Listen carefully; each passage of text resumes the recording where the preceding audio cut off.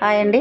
ఈరోజు వాతావరణం చల్లగా ఉండడం వల్ల చికెన్ ఫ్రైడ్ రైస్ చేస్తున్నా. కడిగి పెట్టుకున్న చికెన్లో ఉప్పు, కారం, పసుపు, నిమ్మరసం వేసి తిప్పి అరగంట పక్కన పెట్టుకోవాలి. 2 గుడ్లు తీసుకొని కొంచెం సాల్ట్ వేసి ఆమ్లెట్లో వేసి ముక్కలుగా చేసుకోవాలి. ముందుగా కలిపి పెట్టుకున్న చికెన్ని డీప్ ఫ్రై చేసుకోవాలి. తర్వాత ఒక పాత్రలో 2 స్పూన్ల ఆయిల్ వేసుకొని ఉల్లిపాయలు, క్యారెట్, క్యాప్సికం, చిక్కుడుకాయలు, పచ్చిమిర్చి, పుదీనా, క్యాబేజీ, టమోటా, కరివేపాకు, అల్లం వెల్లుల్లి పేస్ట్ వేసి బాగా కలుపుకోవాలి. ఇప్పుడు వెంటనే కట్ చేసుకున్న ఆమ్లెట్ ముక్కలు, చికెను, రైసు, ఉప్పు, కారం, జీరా పౌడర్, ధనియా పౌడర్, స్ప్రింగ్ ఆనియన్స్, కొత్తిమీర అన్నీ వేసి అంతా కలిసేలాగా బాగా కలుపుకోవాలి. ఇప్పుడు కొంచెం వెనిగర్, కొంచెం సోయా సాస్ వేసి 3 నిమిషాల పాటు బాగా వేయించుకొని